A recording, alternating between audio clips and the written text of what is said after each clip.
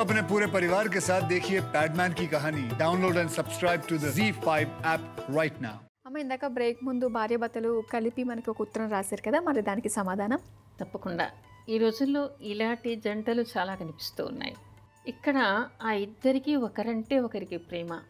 ఆ ఇద్దరు ఒకరిని వదిలి ఒకరు ఉండలేరు.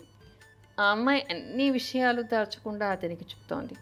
అతను ఆ అమ్మాయి మీద ఉండేటువంటి అతి ప్రేమ, అతి పొసెసివ్నెస్ వలన ఎక్కువగా అమ్మాయి మీద నిఘా పెడుతూ ఉన్నాడు. అది మొదటి లోపం. ఇక్కడ ఇంకొకటి చాలామంది కాపురాల్లో కనిపించేటువంటి విషయం, పిల్లల మీద ఎక్కువ ప్రేమ వలన, పిల్లల్ని ఎక్కువ గారాభంగా పెంచడం వలన, ఒకళ్ళిద్దరే పిల్లలు అవ్వటం వలన, ఇటు అటు తల్లిదండ్రుల ప్రమేయం వలన కూడా కాపురాలు విడిపోతూ ఉన్నాయి. ఇది కూడా ప్రధాన కారణం అవుతోంది చాలామంది కుటుంబాల్లో. ఇక్కడ తల్లి నువ్వు అతన్ని కంట్రోల్లో పెట్టుకో అని చెప్పడం చాలా తప్పు. అసలు ఆ ఇద్దరి విషయం గురించి జోక్యం కల్పించుకోవడం, మధ్యలో దూరడం తల్లి చాలా తప్పు చేస్తోంది. కానీ ఇప్పుడు ఈ మధ్యకాలంలో ఏమైందంటే, ఆ చదువుకునే గుణాల నుంచి పాశ్చాత్యుల అనుకరణ ఎక్కువైపోయి వాళ్ళల్లో అక్కడ ఆ అమ్మాయి ఇప్పుడు పబ్ కల్చర్ బాగా పెరిగిపోయింది. ఈ సాఫ్ట్వేర్లలో ఉండటం, కార్పొరేట్ ఆఫీసులలో పనిచేసేటువంటి వాళ్ళకి చిన్న పార్టీ అయినా ఆఫీస్ తరఫున కూడా పబ్బుల్లో పార్టీలు, పబ్బుల్లో మీటింగులు పెడుతూ ఉన్నారు. ఇప్పుడు అమ్మాయిలు ఉద్యోగం చేస్తున్నటువంటి ఆఫీసుల్లో ఉండేటువంటి తీరుతెన్నుల్లో అమ్మాయి అలా వెళ్ళిన ప్రతి అమ్మాయి చెడు నడత కలిగిందని, క్యారెక్టర్ లేనిది అని ముద్ర మాత్రం దయచేసి వేయవద్దు. ఒకసారి రెండుసార్లు అలాంటి కల్చర్కి అలవాటు పడి ఉండొచ్చు. ఉన్నంత మాత్రాన వాళ్ళు తాగుబోతులని, వాళ్ళు క్యారెక్టర్లెస్ అని, 10 మందితో తిరుగుతారు అని ముద్ర వేయాల్సినటువంటి అవసరం లేదు.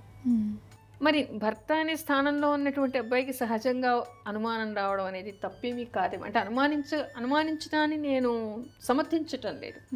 కానీ అతనికి కూడా ఈమె నా భార్య, నా సొంతం, నాకు మాత్రమే అని ఎవరైనా అనుకుంటారు.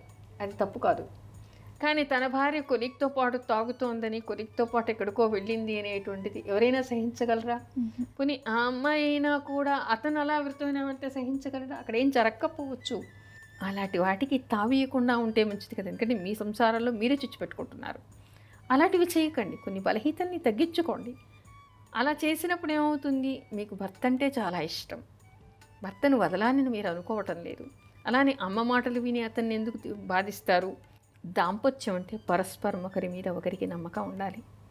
అందుకే మనకి జ్యోతిషాస్త్రంలో జాతకాలు తెలుసుకోవాలి అనడానికి ఏమిటి అంటే, వాళ్ళు ఎలాంటి వాళ్ళు అనేటువంటి విషయం కూడా అక్కడ తెలుస్తుంది. అవన్నీ చూసే కదా పెళ్లి చేసుకుంటున్నారు. అలాంటప్పుడు పరిపూర్ణమైనటువంటి విశ్వాసం భార్య మీద భర్తకి, భర్త మీద భార్యకి ఉండాలి. తప్పనిసరిగా ఇంకొకళ్ళతో మాట్లాడాల్సి ఉంటుంది. తప్పనిసరిగా ఇంకొకళ్ళకి మెసేజ్ పెట్టాల్సినటువంటి అవసరం ఉంటుంది.